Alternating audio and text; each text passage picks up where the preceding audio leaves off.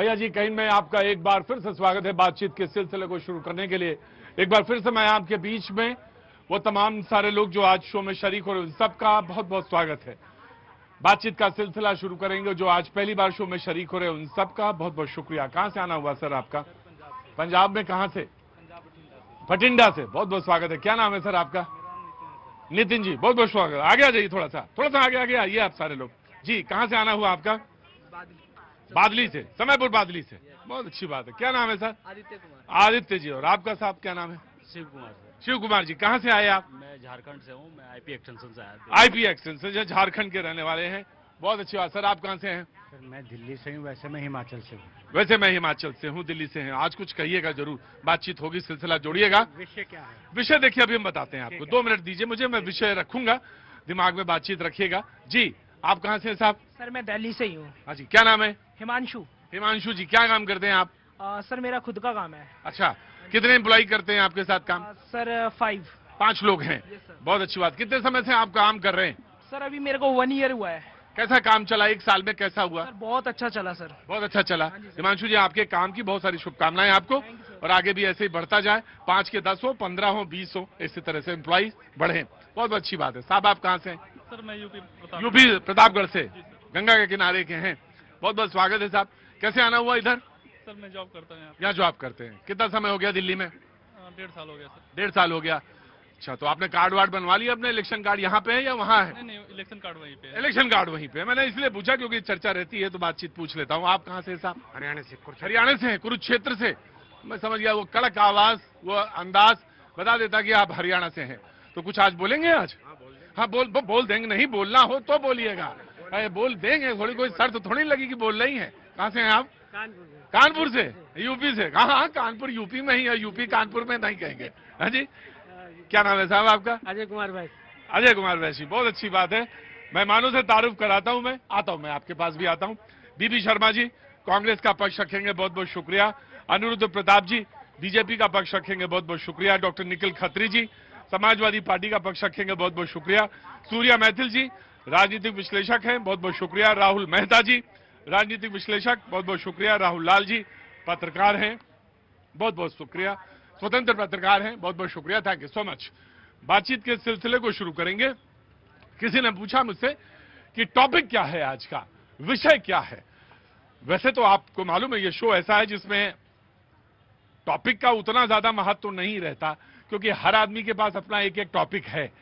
लेकिन हाँ, एक मोटे तौर पर एक बातचीत का सिलसिला जो जोड़ते हैं हम, उसमें एक मुद्दा जरूर होता है। जैसे आज जो मुद्दा है उसको मैं सबसे पहले रखता हूं कि 2014 में जब हमें मौका मिला तो हमने देश को नक्सलवाद से मुक्त कराने का संकल्प लिया। नक्सलवाद हम सारे लोग जानते हैं, अगर किसी को कोई जो नई पीढ़ी है वो सब वाकिफ है, लेकिन फिर भी 1967 में नक्सलवाड़ी एक गांव, एक जगह पश्चिम बंगाल का दार्जिलिंग में, जहां से उसका जन्म होता है। लेकिन वो बहुत लंबा इतिहास हो जाएगा, वहां पर हम बात नहीं करेंगे।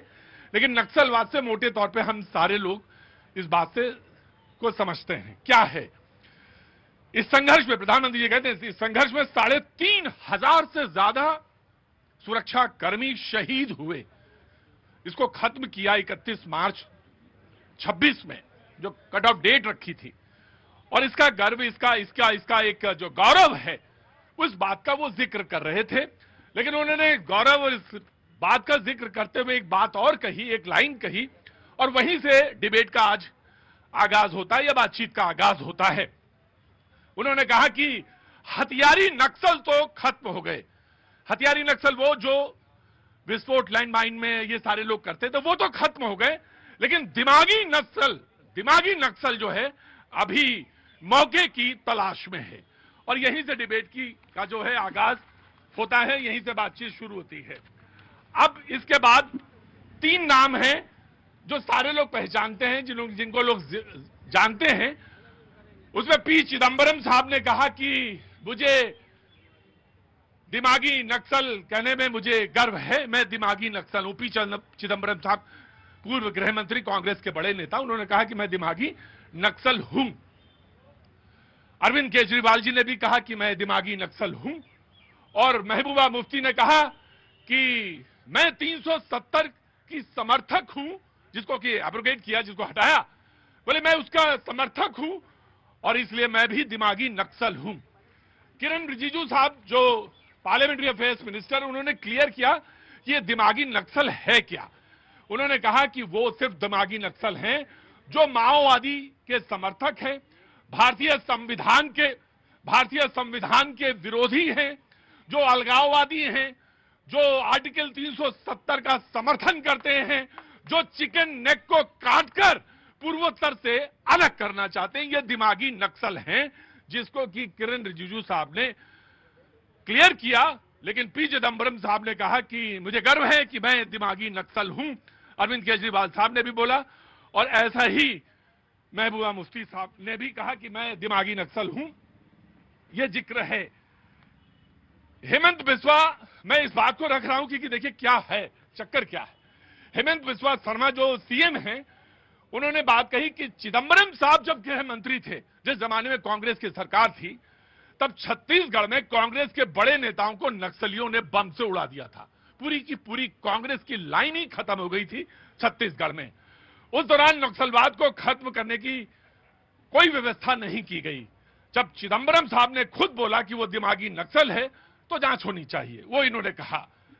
ऐसा ही एक जिक्र और आया कि जब 13 अप्रैल 2006 को मनमोहन जी ने कहा था कि नक्सलवाद आंतरिक सुरक्षा के लिए, इंटरनल सिक्योरिटी के लिए सबसे बड़ा खतरा है, यह मनमोहन सिंह जी ने कहा था। तो 31 मार्च 2026 को प्रधानमंत्री मोदी ने जब इसको खत्म कर दिया, तो इस पर गर्व महसूस करना चाहिए कि इसके लिए कोसना चाहिए। यहां से डिबेट का आगाज होता। सबसे पहले कांग्रेस के प्रवक्ता बीबी शर्मा जी बातचीत का स्टार्ट करेंगे, फिर बीजेपी जी जी जी जी देखिए, सबसे पहले तो बातों का जो मर्म होता है उन्हें समझना बहुत ज्यादा जरूरी है। चिदम्बरम साहब ने किस वजह से ये कहा, क्योंकि मोदी जी ने सबको इंगित करा, पूरे विपक्ष को इंगित करा कि ये सारे दिमागी नक्सलवाद हैं। तो अगर हम सत्ता पे सवाल उठाते हैं, नक्सलवाद है, हम अगर सत्ता से सवाल करेंगे हम नक्सलवादी हैं, सत्ता से सवाल क्यों नहीं करने चाहिए। वास्तविक नक्सलवादी तो आपकी पार्टी में बैठे हैं, धर्मेंद्र प्रधान साहब। 20 बच्चों ने जब आत्महत्या कर ली, जब उनकी बलि चढ़ गई, उसके बाद जाके वो इस्तीफा देने को तैयार होते हैं। क्या ये नक्सलवाद नहीं है? उनकी पार्टी में बैठे हुए नक्सलवादी नहीं है क्या ये लोग? क्या वो नक्सलवाद नहीं था जब 750 किसान बॉर्डर पे बैठे बैठे अपनी मांगों को उठाने के लिए शहीद हो गए? उस नक्सलवाद पे नजर नहीं गई। लेकिन नक्सलवाद पे किस पे नजर आ रही है? जब बच्चे उनके खिलाफ प्रदर्शन कर रहे हैं, छोटी सी बच्ची 15 साल की बच्ची, उसके खिलाफ एफआईआर दर्ज करा दी गई। ये दिमागी नक्सलवाद नहीं था। तो हमने जो जिस बात का समर्थन करा है वो ये है कि ऐसे नक्सलवाद अगर हम हैं तो हम नक्सलवादी हैं। अगर इन बातों पे सत्ता पे सवाल उठाने को नक्सलवाद कहा जाएगा तो हम नक्सलवादी हैं और रहेंगे, इसमें कोई दो राय नहीं है। चाहे वो छोटे बच्चे हों, चाहे वो बड़े हों, चाहे वो हमारे जैसे बुजुर्ग हों। और इस बात को हमें बिल्कुल स्वीकार करने में कोई आपत्ति नहीं है। हम सत्ता से सवाल करते रहेंगे और सत्ताधारी अगर हमें नक्सलवादी कहते हैं, हमें गर्व है ऐसे नक्सलवादी होने पर।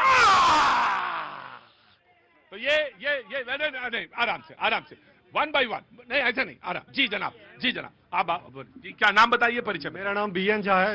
एक बार मैं एयरफोर्स से रिटायर्ड हूं। तो जैसे कि सर आप खुलेआम दिल खोल के कह रहे हैं कि मैं अर्बन नक्सलवाद हूं। भाई साहब एक चीज बताइए, आज आप अपने आप को नक्सलवाद करके किसकी सहानुभूति लेना चाहते हैं? कितने लोग देश के आपके साथ खड़े हैं? मैं खुद ऑपरेशन में, कारगिल ऑपरेशन में भी था। मुझे पता है जब हमारी हेलीकॉप्टर सारी ये छत्तीसगढ़ में ऑपरेशन में थी, जो लोग मरते थे सैनिक, उसको भी लाने के लिए, और मरे लोग को सेंट्रल फोर्सेस हमारी एयरफोर्स सेंट्रल फोर्सेस को मदद करती, पैरामिलिट्री फोर्स को मदद करती थी।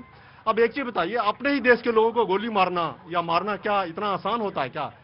उन लोगों को जो नक्सलवादी हैं उनको हमें मारने में दिक्कत नहीं थी, लैंडमाइन बिठा दो, ये बिठा दो। बट हम जब अपने लोगों को ऊपर से या जैसे भी वो काउंटर करते थे, तो अपने लोगों को मार के उसको डेड बॉडी को लाना इतना आसान काम नहीं होता। राइट। मैंने कहा आप किसकी, ये इन्होंने एक सवाल पूछा कि आप जब ये कहते हैं कि मैं अर्बन नक्सल हूं या दिमागी नक्सल हूं, तो किसकी सहानुभूति लेना चाहते हैं? ये एक सवाल आपकी तरफ से, आप इंडियन एयरफोर्स से रिटायर्ड हैं, ये सवाल पूछा कि आप जब आपके पास आऊंगा तो आप जवाब दीजिएगा। जी बीजेपी। देखिए, कांग्रेस के लोग, विपक्ष के लोगों ने पता नहीं उड़ता हुआ तीर खुद ले लिया या सच में वो दिमागी नक्सल नक्सलवादी विचारधारा के हैं। भाई जहां तक मुझे पता है, सब लोगों को पता है, सोनिया गांधी जी जिस नेशनल एडवाइजरी काउंसिल की चेयरमैन थे, उस नेशनल एडवाइजरी काउंसिल के अंदर नक्सल विचारधारा को, नक्सलवाद को प्रमोट करने वाले लोग उसमें थे। चाहे हरसमंदार का एनजीओ रहा हो, हरसमंदार रहे हो, चाहे ज्यादरेज रहे हो, विनायक सेन रहे हो, तमाम खतरनाक नाम उसमें रहे हैं। उसके बाद में बात बिल्कुल सही हेमंत बिस्वा शर्मा जी ने कहा कि छत्तीसगढ़ में पूरी लीडरशिप समाप्त हो गई थी और पी चिदम्बरम जी रो रहे थे बैठ के कि नहीं अरे नक्सलवाद का क्या कहे, हमारे तो बस में नहीं है। 2000 से ज्यादा सीआरपीएफ के जवान मारे गए थे। भाई नक्सलवाद किससे लड़ते थे? गरीबों के लिए लड़ने की बात करते थे ना। और सीआरपीएफ के जो जवान होते थे, कौन से वो अंबानी के बेटे, अडानी के बेटे होते थे या राहुल गांधी के भाई होते थे? गरीब के ही बेटे होते थे। वही तो कांस्टेबल उसमें होते थे, हेड कांस्टेबल होते थे। 2000 से ज्यादा हेड कांस्टेबल उसमें लोग मार दिए गए, सीआरपीएफ के जवान मार दिए गए। 5000 से ज्यादा परिवार उजाड़ दिए गए। 183 से ज्यादा जिला प्रभावित होता था, 8 राज्य प्रभावित होता था। और होता क्या है कि आज यही लोग खुल के नक्सलवाद की बात करते हैं और कहते हैं खुद नक्सली। भाई आप ये क्लियर कर दो, क्या आप चिकन नेक का काटने का सपोर्ट करते हो? क्या आप भारत के संविधान को नहीं मानते हो? क्या आप धारा 370 35A को जो एब्रोगेट किया गया उसको नहीं मानते हो? अगर ये सारी चीज इंडोर्स करते हो तो जाहिर सी बात खुद का नक्सली विचारधारा होगी। जो इन्होंने बात करी नक्सलवाद की, उसकी हम लगातार खिलाफत करते हैं, लेकिन यह दो शब्द हैं, ये नक्सलवाद और दिमागी नक्सलवाद। दिमागी नक्सलवाद प्रधानमंत्री मोदी जी ने विपक्ष को कहा है, जिसके बारे में हम अपेक्षा कर रहे थे कि वो इस तरह की शब्द इस्तेमाल नहीं करेंगे। रही बात नक्सलवाद की, तो नक्सलवाद की जो बात करते हैं उसके लिए तो हमारा भी दिल तड़पता है। जो हमारे बच्चे मरे, जो हमारे जवान मरे, हम क्यों नहीं उनके लिए सहानुभूति प्रकट करते? जो इन्होंने बात करी कि सीआरपीएफ के जवान मर गए, पुलवामा हत्याकांड हुआ था, 40 जवान शहीद हुए, आज तक उस पुलवामा कांड की जांच हुई नहीं हुई। लेकिन उस हत्याकांड के बाद प्रधानमंत्री मोदी जी ने पूरे देश के नाम संदेश जारी करके, क्या आपका वोट पहला वोट शहीदों के नाम हो सकता है? और वोट लेकर शहीदों के नाम अपने वोट लेकर अपनी सरकार बना ली। ये होता है दिमागी नक्सलवाद। दिमागी नक्सलवाद देखिए, दिमागी नक्सल जानते क्या होते हैं? जब कंप्यूटर लोग चलाते हैं, दिमागी नक्सल और जमीन का जो नक्सलवाद होता है दोनों समान होते हैं। दिमागी नक्सलवाद सॉफ्टवेयर होता है और जो ये बंदूक लेके चलते नक्सलवादी का काम करते हैं वो हार्डवेयर होते हैं। इसको समझना चाहिए। सीए का आंदोलन होता है, नक्सलवाद की विचारधारा ये होती है, उसमें कुछ लोग पहुंचते हैं और आंदोलन में क्या कहते हैं 370 35 एग्रोगेट जो हो रहा है वो ठीक नहीं है, ये बताइए। और वही अगर आंदोलन जंतर मंतर पे होता है, कुछ लोग पहुंचते हैं, कुछ लोग छात्रों के आंदोलन के बीच में सेम नारा लगाते हैं कि सीए का विरोध करते, 335A का विरोध करते, चिकन नेक काटने की बात करते। किसान आंदोलन जब होता है, कुछ लोग सेलेक्टिव लोग पहुंचते हैं। तो जो ये सेलेक्टिव लोग गली गली जहां जहां देखो दिख रहे होते हैं और नक्सलवाद को सपोर्ट कर रहे होते हैं, तो आखिर में दिमागी नक्सलवाद होगा। सॉफ्टवेयर बिना, हार्डवेयर बिना सॉफ्टवेयर चल नहीं सकता है। और उड़ता तीर भाई क्यों ले रहे अगर नहीं हो? मैं आया जी। समाजवादी पार्टी, सबसे पहले प्रतीक जी, अगर आपने बात अगर नक्सलवाद की है, कैसे भी ये शुरू हुआ हो, पर हमारे कोई भी देश के जवान पर कोई बात आएगी तो हम जितना खराब ये सब नक्सल है उतना ये खराब लोग नक्सलवाद है। ये पूरे देश से खत्म होना चाहिए। अगर अमित शाह जी ने संसद में खत्म हो गया, ये नक्सल खत्म हो गया, नहीं खत्म हुआ है। अमित शाह जी ने बोला था किस मार्च तक खत्म हो जाएगा, पर ये अभी देश तक खत्म नहीं हुआ है। उसके बाद ये अर्बन नक्सल ले आए। हम तो इससे पूरे तरह भाई अर्बन नक्सल होता क्या है? अर्बन नक्सल के बाद अभी दिमागी नक्सल ले आए। ये सभी को जो छात्र आपके सामने 500 मीटर दूर जो आंदोलन कर रहे थे, ये उनको दिमागी नक्सल कहना चाह रहे हैं। जो भी देश के लिए बात उठाता है, जो भी चिकित्सा के लिए बात उठाता है, जो भी देश में अस्पताल की व्यवस्था के लिए बात उठाता है, जो भी प्रशासन के खिलाफ आवाज उठाता है, उनको दिमागी नक्सल कह रहे हैं। और किरण रिजिजू ने अभी क्या बोला कि हम नेता को दिमागी नक्सल नहीं बोल रहे हैं, ये सभी पूरे देशवासियों को दिमागी नक्सल बोल रहे हैं। अरे रुकिए बाबूजी, बोला झारखंड पे एक शब्द भी इतनी संसार में है तुम्हें? नहीं है। झारखंड पे क्यों नहीं बोला? सबसे पहले सभी बच्चों का नाम लेते। जनपद में भी हमारे बच्चे हैं, झारखंड के भी हमारे बच्चे हैं। ऐसी सोच रखो तब जाके कामयाबी मिलेगी, समझ गया? ये नक्सली जो कि बाबूजी राहुल गांधी ने चिट्ठी लिखी है झारखंड में, वहां चिट्ठी लिखी है हेमंत सोरेन को। हेमंत सोरेन को चिट्ठी लिखने से क्या होता है? वहां जाना चाहिए था राहुल। भले चिट्ठी लिखने से क्या होगा, जाना चाहिए था, वैसे ही जाना चाहिए था, फुटपाथ के बगल में बैठना चाहिए था। जी या प्लीज रिस्पॉन्ड। प्रतीक जी, दिमागी नक्सलवाद जो खुद अपने कार्यकाल में 60 साल राज करने तक नक्सलवाद को नहीं खत्म कर पाए, आज मोदी जी के बयान को दिमागी नक्सलवाद को फटाफट पकड़ लिया। मुझे तो नहीं लगा कि मोदी जी ने मेरे लिए दिमागी नक्सलवाद का, आपको भी नहीं लगा होगा, इन लोगों को भी नहीं लगा होगा, लेकिन बीबी शर्मा जी ने समझ लिया कि कांग्रेस के लिए दिमागी नक्सलवाद का है। क्योंकि हर वो व्यक्ति आज दिमागी नक्सलवाद है जो बेवजह वंदे मातरम, वंदे भारत के ऊपर पत्थरबाजी करता है, जो अफजल गुरु की बरसी बनाता है, दिमागी नक्सलवाद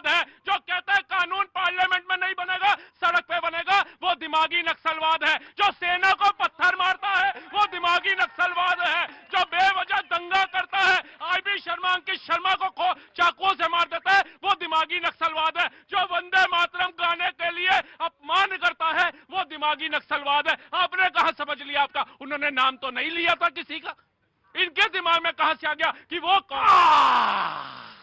एक कहावत है, चोर की दाढ़ी में, हाँ, चोर की दाढ़ी में तिनका, ये कहा उन्होंने, कहा मैंने नहीं, वो उनका कोट किया हुआ है। गिव मी अ सेकंड, बीबी शर्मा जी जवाब देंगे। उन्होंने कहा था, एक सवाल पूछा था इन्होंने कि आपका क्या था सवाल? आपको सहानुभूति क्यों है? नहीं, हमें कोई सहानुभूति नहीं है। और जो बात इन्होंने कही कि इन्होंने क्यों समझ लिया, इन्होंने उड़ता तीर क्यों ले लिया, एक ही शब्द बोलता हूं, 56 इंच का छोटा बंदर, बात खत्म। बस अभी सबको परेशानी हो जाएगी, अभी सबको परेशानी, आगे कुछ नहीं कहूंगा। देखो हो गए शुरू।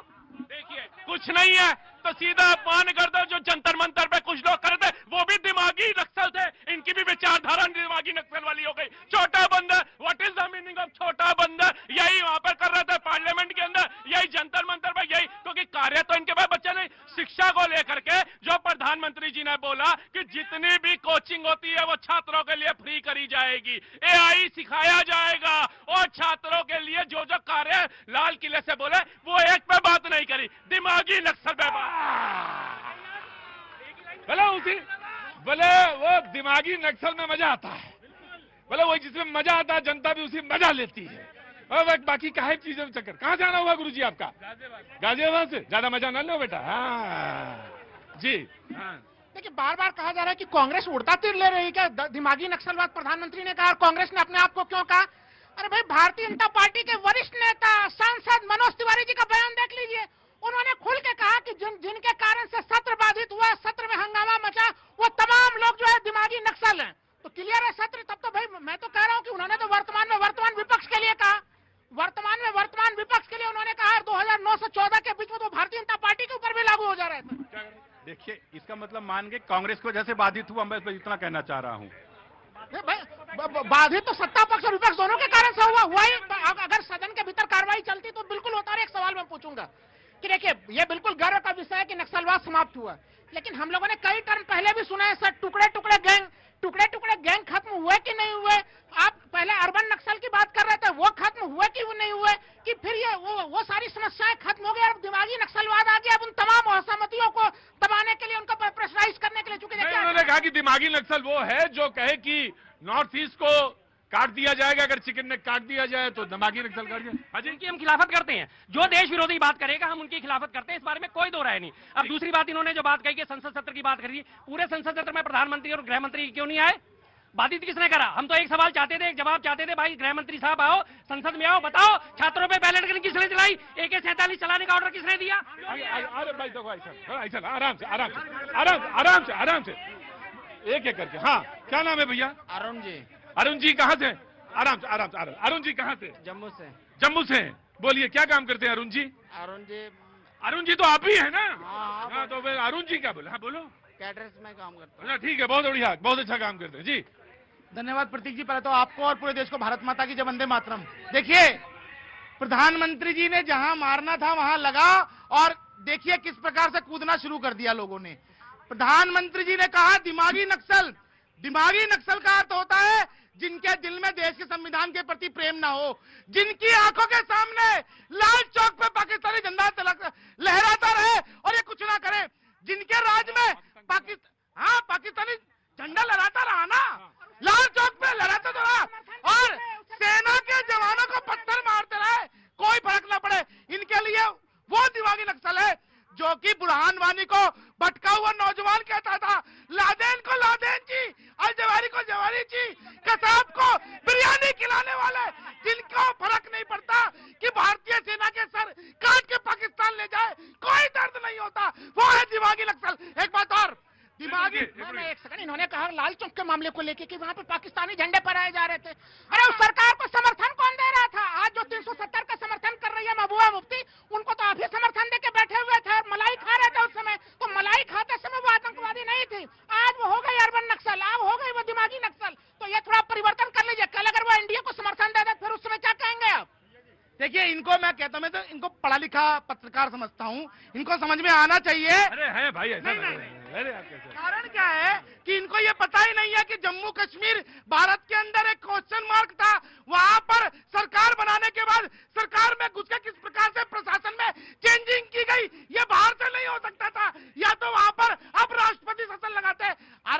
वहां पे इस बात का जिक्र करना चाहिए, वहां पे दलितों को वोट डालने का अधिकार नहीं था। वो दलितों को वोट डालने का भी अधिकार। जी आया, of course, 10 give me a second. जी मैं आया, ब्रजेश जी आइए, ब्रजेश जी भी बोलना चाहते हैं। इधर हाँ कौन साहब?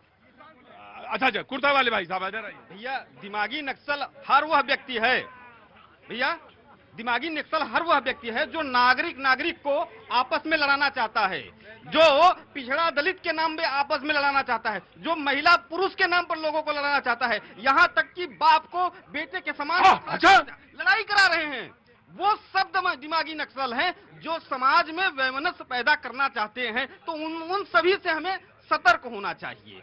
दिमागी नक्सल केवल जो नक्सली हैं और लड़ रहे हैं वो बस नहीं है, हमें ऐसे तत्वों को भी पहचानना है। प्रधानमंत्री जी ने कहा कि जमीनी नक्सल जो थे हथियार वाले उनसे तो निपट लिया 31 मार्च 2026 मामला साफ, लेकिन वो दिमागी जो नक्सल है वो सॉफ्टवेयर है। हाँ बिल्कुल, मैं अनिरुद्ध जी से भी और किरण रिजिजू जी से भी बिल्कुल सहमत हूँ। जी Congress, I will give you chance. Congress बात हो रही है सारी की, मैं चाहता हूं ठीक है जी, आपने कहा जो जमीनी नक्सल थे, जो हथियारबंद नक्सल थे, उनका खात्मा करा, हमें भी अच्छा लगा, इसमें कोई दो राय नहीं है। भारत माता का स्वाभिमान कायम रहना चाहिए।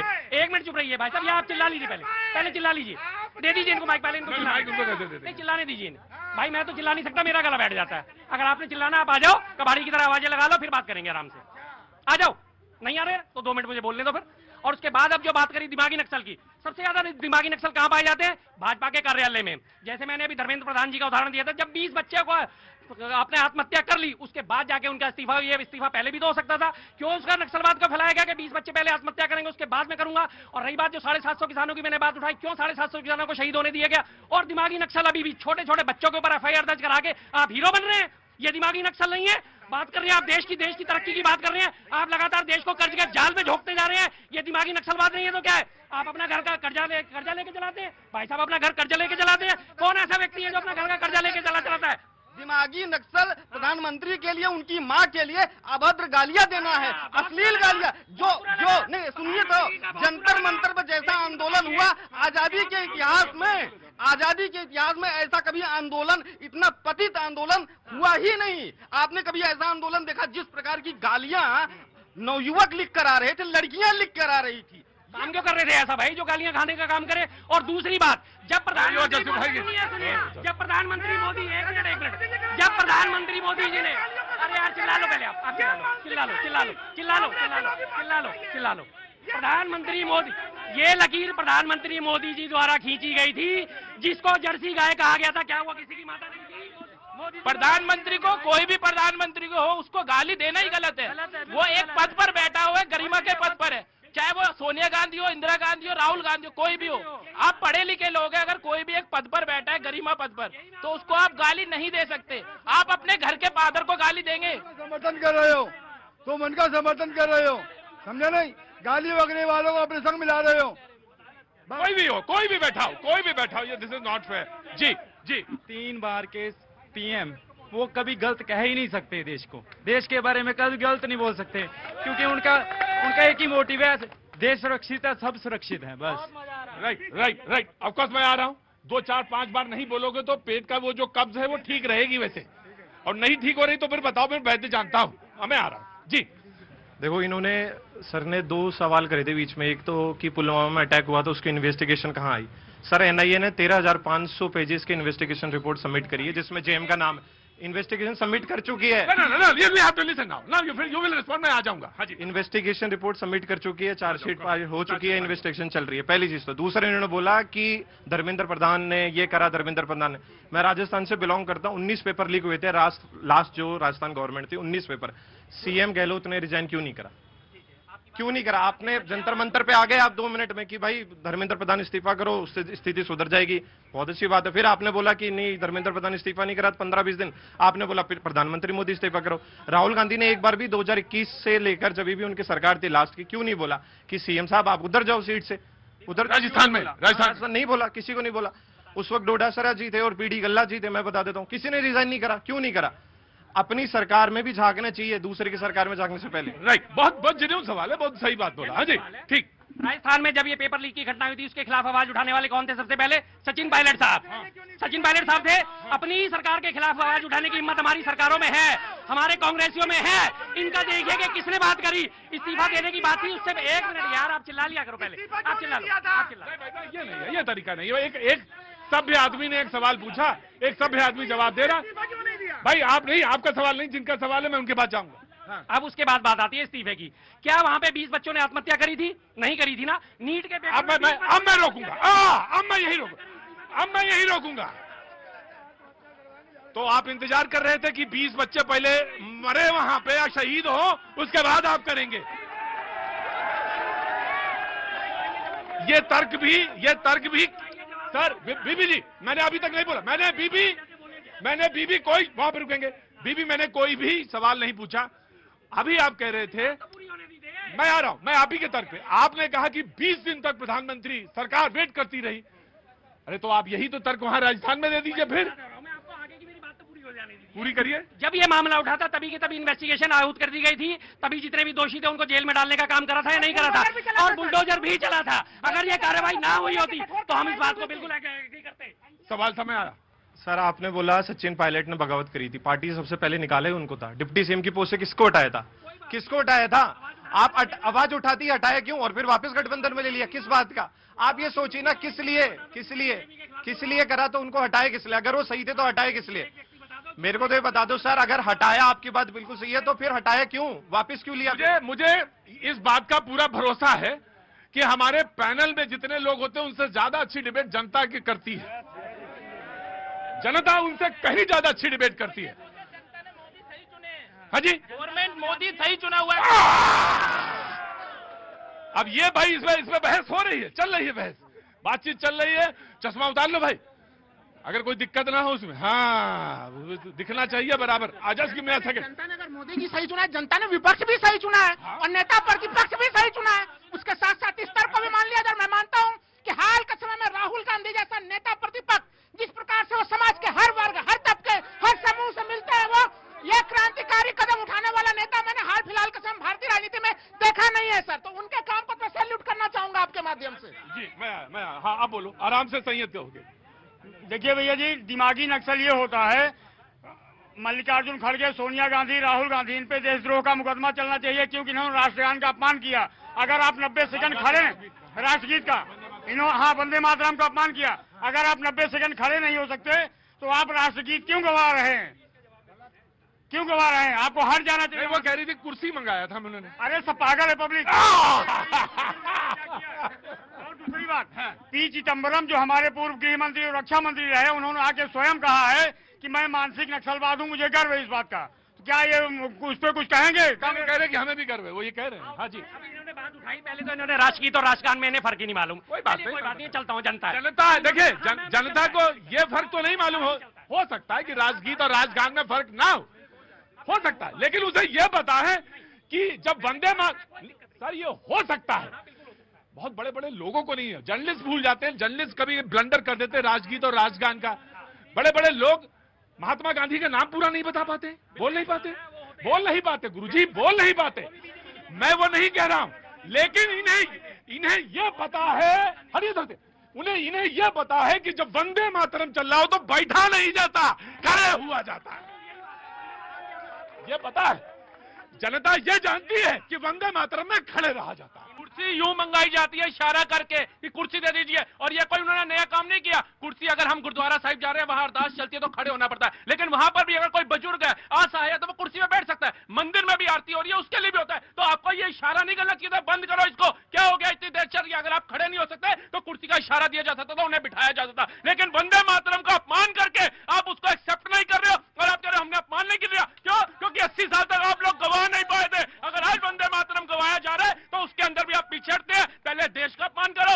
जवाहरलाल नेहरू यूनिवर्सिटी, इतनी बड़ी यूनिवर्सिटी, जब उसमें अफजल गुरु की बरसी मनाई जाती है, सच्चा देशभक्तों पूछो जाकर के, हु इज अफजल गुरु? कौन था अफजल गुरु? उसी पार्लियामेंट में घुस के हमारे पुलिस कर्मियों पर गोली बरसाने वाला था अफजल गुरु, जिसकी बरसी मनाई जाती है। आप कहते हो कि हम भी चाहते हैं कि देश का हिस्सा ना कटे, नॉर्थ ईस्ट का, कश्मीर भारत से अलग ना हो, हम भी उसके खिलाफ हैं। लेकिन कितनी बार आपने ऐसे छात्रों के खिलाफ आवाज उठाई है, ये भी जनता को बता दीजिए, जो भारत का कहते हैं भारत तेरे टुकड़े होंगे, डैश डैश डैश। राइट, सबसे पहले अगर ये कांग्रेस की बात कर रहे हैं तो कार्यालय की वीडियो मैंने भी देखी थी। वंदे मातरम गान से पहले वहां पर वंदे मातरम के इतने नारे लगे थे। ये तो भारतीय जनता पार्टी की साथी बेफालतू का नैरेटिव बना रहे हैं। और एक साथी बोल रहा था कि मोदी जी की सरकार बहुत अच्छी है, तो मैं आपको बता दूं भैया जी, मोदी है तो उद्योगपति के लिए कुछ भी मुमकिन है और छात्रों के लिए हर चीज नामुमकिन है। ये वो सरकार है। और इसके साथ साथ हम तो अगर मुद्दे की बात करें तो ये नक्सलवाद कह देते हैं, कभी अर्बन कभी दिमागी। अरे भैया आप यही तो बोल दो कि देश के सारे नौजवान,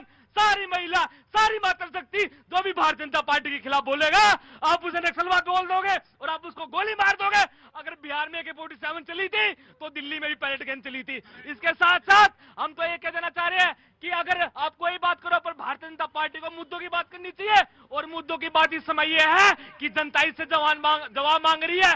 जनता जो ये अपना तानाशाह रवैया अपना रहे, जनता इनके लिए इनसे जवाब मांग रही है। जी जी मैं आया। जी जनाब। प्रतीक जी, ये जो जितनी भी पार्टियां हैं इनसे ईमानदारी से पूछिए कि अर्बन नक्सल है या नहीं है। जो और वो नक्सलवादी केवल एक गिद्ध की तरह ताक में रहता है, उसको मौके मिलने चाहिए छात्रों के रूप में, किसानों के रूप में। सरकार जो भी संविधानिक सरकारें हैं आज से 50 साल से ये नक्सलवाद एज इट इज चल रहा है। और ये भाजपा सरकार को धन्यवाद करना चाहिए देश को, जिसने ये जमीन से खत्म कर दिया। लेकिन मानसिक नक्सलवाद अभी खत्म होने वाला नहीं, इतनी जल्दी खत्म होने वाला है ही नहीं। हर आदमी ताक में बैठा है। जैसे ही सरकार की एक कोई कमी मिली, अभी बात चल रही है छात्रों की, अब उसको जोड़ दिया कि छात्रों को नक्सल, बिल्कुल नहीं कहा प्रधानमंत्री ने, लेकिन उनको जो उत्तेजित कर रहे हैं उस सोच को प्रधानमंत्री ने कहा है। ऐसे हर एक मुद्दे पे प्रधानमंत्री कह रहे हैं, किसी को ब्लेम नहीं कर रहे हैं। लेकिन वो जो अर्बन नक्सली शहरों में, फ्लैटों में, AC में बैठ के देश को गुमराह कर रहे हैं, मोदी जी सिर्फ उनके लिए कह। क्या नाम है साहब? सर अनिल गुप्ता नाम है। सर मैं ये कहना चाहता हूँ 2027 का जब चुनाव होगा ना, जिसके परिणाम में रिजल्ट जाएगा, अगर कांग्रेस हारती है तो कांग्रेस को और उनका चमचक उठाकर बांग्लादेश पाकिस्तान भेज दो। वहां के जो लोग फंसे लोग हैं ना उनको यहाँ बुला लेना, देश का टंटा खत्म। क्या नाम है तुम्हारा? क्या नाम है? अनिल गुप्ता नाम है सर। ये लोग इतने प्योर गद्दार है। मैं दूंगा जवाब मुझे, और कोई जवाब नहीं दे। सुनो मेरी बात, सुनो मेरी बात। ये गुप्ता जी सारी बातें तुम्हारी हम सुन लेंगे, लेकिन ये जो गद्दार शब्द है ना ये गलत, ये गलत, ये गलत, नहीं ये गलत है, ये गलत है। नहीं ये गलत है, ये गलत है, ये नहीं, मैं नहीं, आई वोंट टेक इट, ये शब्द नहीं, ना मैं नहीं लूंगा। आप विनम्रता के, गुप्ता जी आप भावावेश में ना आए, कोई बात करें तो तर्क से करें और तर्क दें। मैं बहस में आए, ये इस तरह की बातें नहीं इस तरह no I won't take it जी। भाई सोचिए कि अगर कोई इंसान अगर देश के लिए अगर कुछ कर रहा है, देश के लिए आपका राष्ट्रगान हो रहा है, देश के लिए राष्ट्रगीत हो रहा है, आप उसमें भी अपने मतलब आपको लगता है ये राजनीति का मुद्दा है कोई? अरे मैं ये जानना चाहता हूं, मैं बस एक छोटी सी बात जानना चाहता हूं। खत्म हो गया, चलो पाजी परे हटो, आज बात करते हैं। अशफाकुल्ला खां, वंदे मातरम, वंदे मातरम, वंदे मातरम, फांसी पे चढ़ जाएं, फंदे पे चढ़ जाएं, बिस्मिल साहब है। उस समय क्या किसी ने सोचा था कि 10 लाइनें पढ़नी है, 4 लाइनें पढ़नी है, 5 लाइनें पढ़नी है? मैं ये जानना चाहता हूं कि इस पर कोई बहस थी क्या? इसमें कोई बहस थी क्या? हाँ, बहस रही होगी, लेकिन देश को आजादी के लिए फंदे पर चढ़ जाने वाला आदमी, उसमें भी मायने खोजते हो। देखो तुम कहां तक पहुंचते हो, उसमें भी तुम मायने खोजते हो जी। और यही कारण है कि आज इन लोगों को कहा गया कि आप दिमागी जो नक्सल है ना, इन्हीं लोगों के कारण कहा गया है कि आप देश के पीछे जो राजनीति कर रहे हो। अरे देश के लिए अगर कोई काम कर रहा है, वंदे मातरम, आज आप किसी लोगों से भारत माता की वंदे, किसने बोला? ये देश की जनता ने बोला है साहब, ये कोई और नहीं बोल रहा है, ये देश की जनता, ये लोग मना कर रहे हैं। अरे इसमें भी राजनीति अगर आपको करनी है तो इस देश में आपका काम ही क्या है? नहीं, वो ये कह रही थी, वो उन्होंने जो उनका जस्टिफिकेशन वो भी सुनना चाहिए। वो ये कह रही थी कि मैंने कहा था कि खड़गे साहब बुजुर्ग है इसलिए कुर्सी मंगा रही थी मैं। आप प्रतीक भाई देखिए, आप भी बड़े, सब बड़े, यहाँ पर आपने घर के अंदर सब बड़े बुजुर्ग हैं। कोई अगर कुर्सी मांगेगा तो वो कुर्सी के लिए जो आपको जेस्चर देगा वो बताएगा, लेकिन आपको रोकने का जो जेस्चर है वो हाथ पकड़ लेगा एकदम से। इसका मतलब वो दिख रहा है यहाँ पर कि वो आपको रोकना चाहता है। वो वंदे जो आप वंदे मातरम नहीं गाना आपको, वो उसके लिए रोकने के लिए बोला जा रहा है आपको। इसका मतलब आप देश के साथ ही नहीं खड़े हुए। मैं कह रहा हूं कि वंदे मातरम के ऊपर बहस कैसी है ये नहीं जानते, समझ में आया, आज तक नहीं समझ में आया। नहीं बहस नहीं, इस पर कोई बहस नहीं, इस पर कोई बहस नहीं जी। हमारा प्रतीक साहब ये कहना है कि अगर आपको सातों स्टैंजा उसका नहीं गाना है तो आप पार्लियामेंट में उसको न पास होने दिए होते। आपने पार्लियामेंट में पास क्यों होने दिया उसको? अगर पार्लियामेंट से पास है तो उसको मानिए, और खड़गे साहब को बैठने के लिए चेयर चाहिए रहा तो खड़गे साहब ने खड़े होकर भाषण क्यों किया? उनको बैठ के भाषण करना चाहिए रहा। अगर वो कुर्सी मंगवाई गई तो खड़गे साहब को खड़े होकर के भाषण नहीं करना चाहिए, वो तो भाषण बैठ के कर सकते थे। वंदे मातरम के समय खड़े होना जरूरी था, वो खड़े रहते। उसके बाद वो बैठ के भाषण करते, लेट के भाषण करते, चाहे जैसे भाषण करते हम सुनते। वंदे मातरम, या तो कांग्रेस अपने कार्यक्रम में वंदे मातरम बजाता ही ना, कोई विवाद ही नहीं था। आप एक स्टैंजा भी न बजाते, अपना गीत बजाते, केवल जनगण बल बजा लेते, वंदे मातरम न बजाते। कौन सा ऑब्जेक्शन, कौन सा गुनाह हो जाता कि हमने इस कार्यक्रम में वंदे मातरम नहीं बजाया? कोई गुनाह नहीं है। अगर आप बजाइए तो पूरा बजाइए, अगर नियम है, अदरवाइज न बजाइए। मैं मिलन चतुर्वेदी, वाराणसी से। वाराणसी से सांसें बोल के नाम भी आप अपना। यही वाराणसी के आदमी खूबी है। जी ब्रजेश जी कुछ कह रहे थे आप। आपने कहा बहस किस बात का है, तो तुष्टीकरण का बहस है। किसको खुश करना है और किसको नहीं खुश करना है, कहां से हमारा वोट बैंक। एक बात बताओ ब्रजेश, हम यहां तक चले गए कि अपने जिन्होंने जिस देश में शहीद हो गए वो अच्छा मानसिकता में आज जो दिमागी नक्सल वाली बात है ना, तो वो वही बात है। अरे सदन में खड़े होकर कहते हैं कि हम वंदे मातरम नहीं पढ़ेंगे। कितनी बार मंचों से बड़े बड़े नेताओं ने कह दिया कि हम वंदे मातरम नहीं पढ़ेंगे, हमारा मजहब हमको इजाजत नहीं देता है। तो ये तो सच्चाई है, बहस होते आ रही है। और सीधा सीधा जो बहस है वंदे मातरम का विरोध है, इसीलिए है, और कोई बात नहीं है। देखिए, अभी डिबेट में कांग्रेस प्रवक्ता ने यह माना कि गाली का इंडोर्स करते हैं, और यह भी मान लिया कि राजस्थान में 19 पेपर लीक हुआ था, उस पर कोई कार्रवाई नहीं की। तो एक बात, इनके पार्टी के सांसद है मनोज कुमार, उन्होंने इंडोर्स किया कि सोनिया गांधी जी ने राष्ट्रगीत के लिए क्या कहते हैं मना किया, लेकिन उसके बावजूद भी हम लोगों ने राष्ट्रगीत गाया। एक चीज ये है, मतलब गाया, सम्मान में खड़ा रहे वो, एक चीज ठीक है। मल्लिकार्जुन खड़गे जी अभी 2 दिन पहले राज्यसभा के अंदर जबरदस्त धमकी देके भाषण दे रहे थे कि अमित शाह जी को खींच लाएंगे, ये कर लाएंगे। 40 मिनट तक खड़े रहे। और ये बात ये सही कह रहे हैं चतुर्वेदी जी, ये जब क्या कहते हैं सम्मान में खड़े होने की बात, सावधान मुद्रा में खड़ा होना था, आप खड़े, उसके बाद भी पता चलता है कि आप ये कहते हैं कुर्सी मंगाने की कहां से बहाना हजम होता, बाद में 20 मिनट आप पोडियम पर खड़े होकर भाषण देते हैं आप किसको। और तीसरी बात है कि केरला के अंदर राष्ट्रगीत नहीं गाया गया, किसके? जमायत इस्लामी का आगे सरेंडर करके आपने मना कर दिया, केरला में नहीं गा। और ये लेगेसी चली क्यों आ रही? 1937 में कांग्रेस का अधिवेशन हुआ, जवाहरलाल नेहरू ने जिन्ना का आगे सरेंडर करके वंदे मातरम का 5 नहीं होता भाई साहब, 6 स्टेंजा होता, 4 स्टेंजा काट दिया, जैसे भारत का 2 टुकड़े कर दिए थे। बेतु की बात कर रहे हैं बिल्कुल, ये कि 6 स्टेंजा काट दी थी। सिर्फ जवाहरलाल नेहरू जी का नाम लिया, ये नहीं बताया कि नेताजी सुभाष चंद्र बोस ने भी अप्रूवल करा था, और राष्ट्रपिता रविंद्रनाथ टैगोर जी ने भी करा था, और राष्ट्रपिता महात्मा गांधी जी ने भी करा था, पटेल जी ने भी करा था। सबने कहा था कि इसके 2 स्टेंजा जो हैं ये पूरे भारत के संस्कृति को अंगीकार करते हैं। इस पूरे 2 स्टेंजा में पूरी भारत की संस्कृति परिलक्षित हो जाती है, इसलिए बाकी के 4 स्टेंजा गाने की जरूरत नहीं है। और जो आपने अशफाकुल्ला खां का साहब लिया, अशफाकुल्ला खां ने बिल्कुल बोला था, क्यों? क्योंकि उस वक्त ऐसी गंजी राजनीति करने वाली बीजेपी नहीं थी कि जिसके बाद जब कहने के लिए कुछ नहीं होता। नो। देखिए, ये आप पार्टी के बोलेंगे, पार्टी का बस में करेंगे तो फिर तो बहस कहां चली जाएगी, किस लेवल पर चली जाएगी, इसका वो नहीं। जी जी प्रतीक जी, प्रधानमंत्री मोदी जी ने ये कहा है कि नक्सली से ज्यादा दिमागी नक्सली इस देश के लिए खतरनाक है। क्योंकि एक होता है नक्सली जो किसी परिस्थिति और हालात से नक्सली बनता है, एक दिमागी नक्सली वो होता है कि जो हालात पैदा करता है, परिस्थिति पैदा करता है। और मोदी जी ने किसी का नाम लिया, आज अरविंद केजरीवाल, चिदम्बरम और कश्मीरी महबूबा मुफ्ती ये कह रहे हैं हम अर्बन नक्सली हैं, और वो साबित कर चुके हैं। क्योंकि दिल्ली का मुख्यमंत्री जो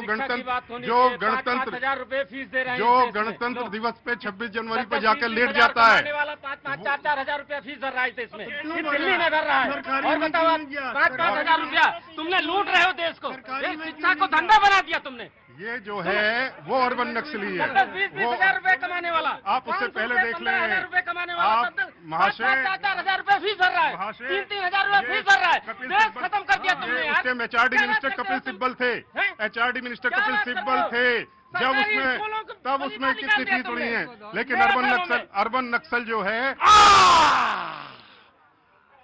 सच में इन्होंने जो है इसका सरकारी स्कूलों का तेल निकाल दिया, सरकारी स्कूलों का तेल निकाल दिया। 14 से पहले सरकारी स्कूलों में गंगा बह रही थी। सारे मंत्रियों के बेटे, सारे मंत्रियों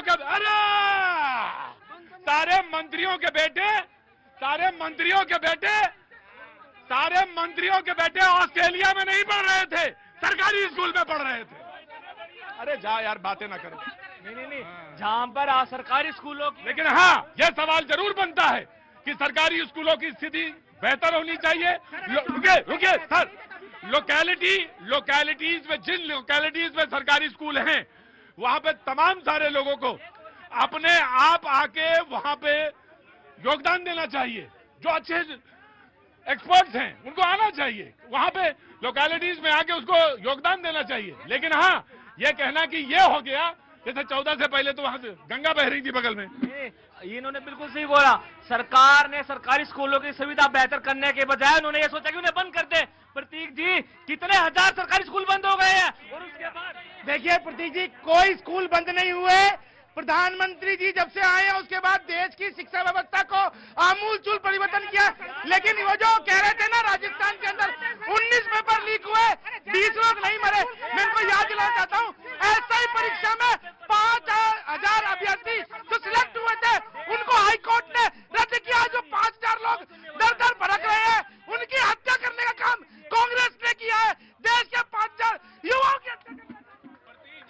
प्रतीक जी, बार बार मुद्दा उठता है, योगी सरकार ने स्कूल बंद कर दिया, योगी सरकार ने स्कूल बंद कर दिया। कभी आपने ये देखा? मैं दिल्ली की पैदाइश है, मेरा जन्म दिल्ली में हुआ। दिल्ली में एक समय में आबादी 1 करोड़ थी, फिर 1.5 हुई, 2 हुई, और 3.5 करोड़ हो गई। हर इंसान यूपी और बिहार से अलग अलग राज्यों में रोजगार के लिए जाता है, तो अपना बच्चा वहां छोड़ के नहीं जाता है, परिवार को लेकर के भी दिल्ली में शिफ्ट होता है। सुनिए, सुनने की क्षमता रखिए। अब जब वो अपना बच्चा यहां लेकर के आता है, जिन स्कूलों को ये कह रहे हैं कि बंद हो गए, बंद नहीं हुए, मर्ज हो गए। 80-80 हजार रुपए टीचरों की फीस है। क्या 2 बच्चों के लिए 80 हजार रुपए देना एक टीचर को जस्टिफाई बात है? या उससे और टीचर बच्चों को पढ़ा करके उसी टीचर को 80 हजार दिया जाए, वो जस्टिफाई बात होगी? ये लोग सिर्फ गुमराह करते हैं। आज जाइए यूपी में, कभी आपने दी थी कंप्यूटर लैब है, आज जाकर के देखिए कंप्यूटर लैब है। लैपटॉप बांट दिए बच्चों को वोट के लिए, क्योंकि उनके माँ बाप वोट देते, लेकिन स्कूलों में कंप्यूटर लैब नहीं थी, स्कूलों में अच्छी शिक्षा प्रदान नहीं करी जाती थी। अगर की जाती तो अखिलेश यादव जी को बाहर पढ़ने नहीं जाना पड़ता। आज अभी बस से इतना, कल फिर मिलेंगे।